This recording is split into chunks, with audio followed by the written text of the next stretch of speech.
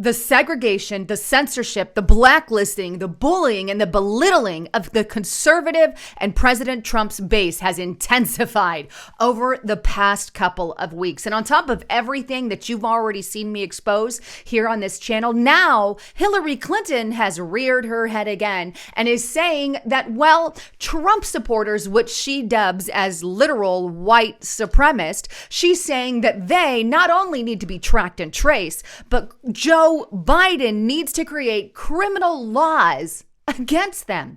Not only that, but CNN, obviously, they've come out a few times, but they're now coming out and purposefully calling out conservatives, saying that their influence needs to be trodden down. In other words, they need to be censored into oblivion. And that's not all that I have to show you today. But before I get into that, just a quick break.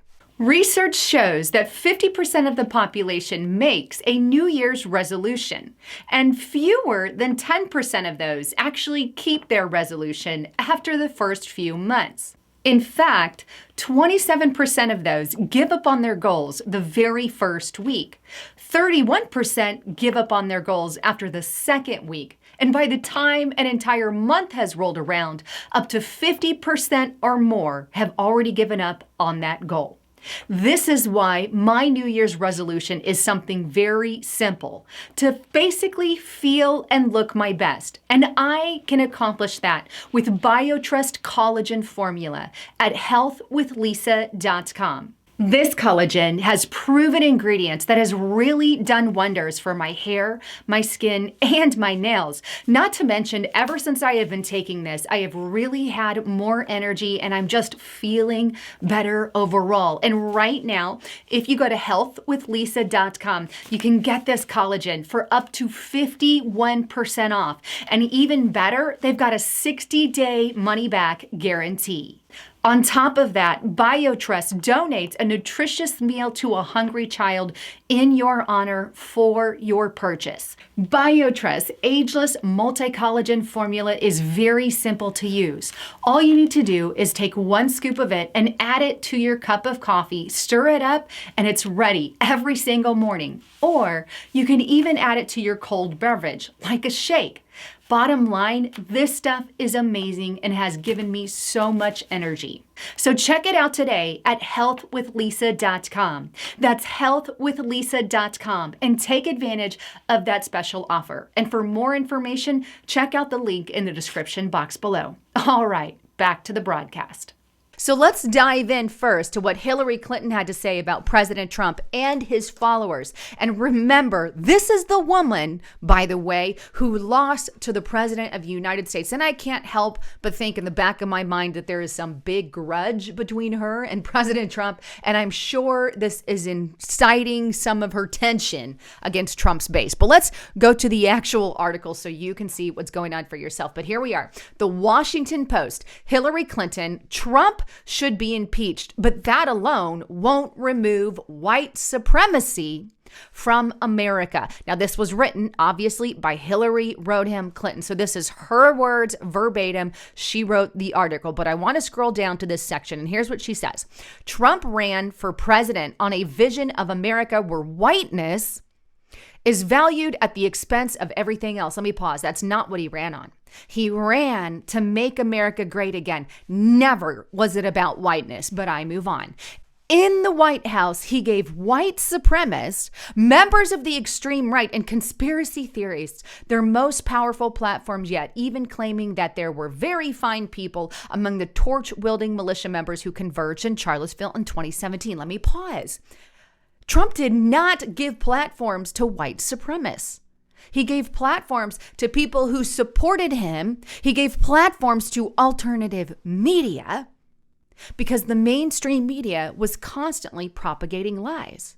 By the time he lost the 2020 election, this coming from the woman who herself lost to President Trump, he had whipped a dangerous element of our country into a frenzy. No, That was the mainstream media's doing, in my opinion. But it goes on. His supporters began planning their insurrection, making plans to march on the Capitol and stop the steal. Members of Congress, including Josh Hawley, Senator Cruz, and Representative Brooks, encouraged them, and in Brooks' words, to start taking down names and kicking ass. Let me be very clear.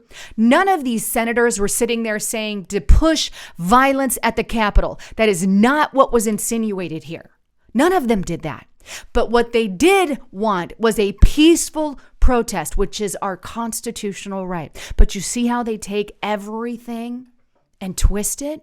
But yet, Anaya Presley is able to come out and say calls for unrest in the streets. Even Nancy Pelosi did likewise by saying, I don't believe why there aren't already massive amounts of unrest in the street. In a roundabout way, that's exactly what she's done. But here, this is what they're saying. And then they say Trump left no doubt about his wishes in the lead up to January 6th and with his incendiary words before his mob descended. But that's not all she has to say in this opinion article. Let's scroll down a little bit, because this is a part I really want to hone in on. Removing Trump from office, she says, is essential. And I believe he should be impeached. Members of Congress who joined him in subverting our democracy should resign, and those who conspired with domestic terrorists should be expelled immediately. But that alone won't remove white supremacy and extremism from America. There are changes elected leaders should pursue immediately, including advocating new criminal laws at the state and federal levels that hold white supremacists accountable and tracking the activities of extremists such as those who breached the Capitol. Basically, she's saying the tracking and tracing and creating laws, in my opinion, this is how I take it, against President Trump's base and his supporters, which she dubs as white supremacists. They have been calling us white supremacists for years. And it doesn't matter if you're white, you're black, you're Hispanic, you're Chinese, you're Mexican, whatever you are, you're lumped in with that base because they say you have white supremacist values, even though you're not a white supremacist.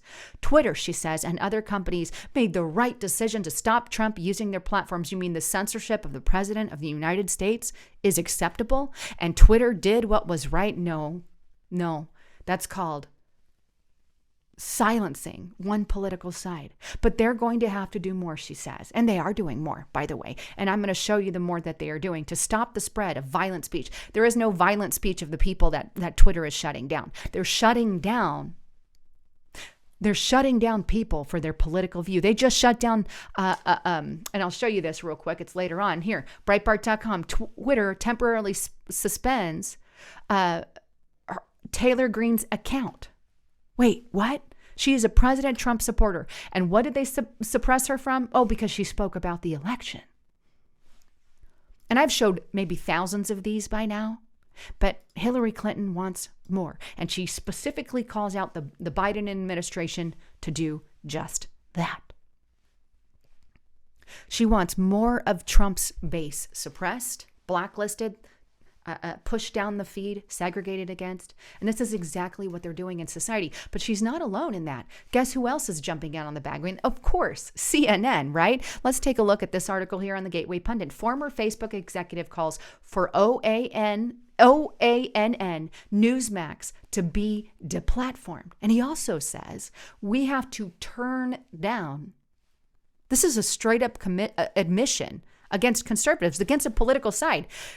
You have to turn down the capability of conservative influencers. Why do we have to turn down conservative influence? I'm a libertarian and I've got some of those conservative views. And I don't know, liberals are allowed to speak.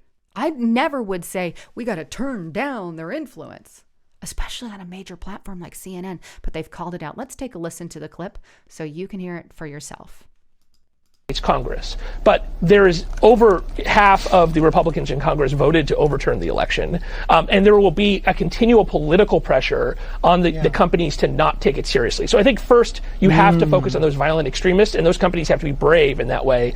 And second, we have to turn down the capability of these conservative influencers to reach these huge audiences. We have to turn down the influence of conservatives. And they're huge audiences, but he expands. Are people on YouTube, for example, that have a larger audience than daytime CNN, and they are extremely radical and pushing extremely radical views. And so it's up to the Facebooks and YouTubes in particular to think about whether or not they want to be effectively cable networks for disinformation. And then we're going to have to figure out the OANN and Newsmax problem. That these companies have freedom of speech, but I'm not sure we need Verizon, AT&T, Comcast, and such to be bringing them into tens of millions of homes. Whoa, okay. They have freedom of speech, but we can't allow them to be aired in certain areas, That's not how it works. That means that only CNN is allowed, right? CNN has been so good to the people. Not. CNN has lied. CNN has mistrued information. CNN constantly paints conservatives and Republicans in negative light. And that's who gets to go to the forefront and lead the way. This is literally what they're suggesting here. A one-sided news source for everyone to hear. No other news sources allowed. Bye-bye OANN, bye-bye Newsmax, bye-bye Fox News, bye-bye Lisa Haven, bye-bye all of you, because they need to limit the capability of conservatives because we don't like their views. And how is this even on air? Why was that not removed off of Twitter? This is calling for the silencing of one political side. This is what happens in communist countries, folks. This is the segregation of a certain people group because of their political view. And you're seeing it. You're seeing it every day. And they're doing it. CNN calls for it and they start doing it. Let's see some of the things that happened over the past week. Apple sued, right? Apple sued for not removing Telegram from the App Store for violent content and hate groups. Let me say something. There's violent content on Facebook. There's violent content on Twitter. And look, Telegram has policies against violence, but they're not telling you that. They're not telling you that. They already have things against violence. Do they catch it all in a matter of hours? No, but it takes time to catch it. It's no different than what Facebook and Twitter have been doing. But because they're not radical leftists, and because conservative voices need to be censored out and Republican voices need to be censored out because, as the CNN said, half of Republicans voted, on the election. And, well, we need to just wipe those Republicans, get them not allowed in Congress anymore. And that's literally what they're suggesting, silencing an entire part of the country. This is very serious, people. This is why I tell you guys, restricted republic, right? But let's move on. Here's another one. They're also doing it in various things like insurances and Ubers and all that, slowly removing the conservative base. GatewayPundit.com. Harvard students demand, school revoke degrees. No joke, for Trump supporters who work in the government. Oh, just take their degrees. Doesn't matter that they worked for it because they support the president. Remove their degrees. My word. Breitbart.com. Lowe's Hotel cancels Josh Hawley's Florida's fundraiser. He already got his book canceled by the one place that said, we're not going to do your book. And now hotels canceling him for what? He didn't call for violence. Here we have another one here. Breitbart, high school principal on leave after criticizing social media giants and saying they're censoring people. That's what they're doing. But he's on leave. Then we have, again, you saw this one a minute ago, but I think it's important to bring that up. Twitter temporarily suspends. We have a Republican leader suspended. Why? She's the one who called for impeaching Joe Biden, said she was going to do it.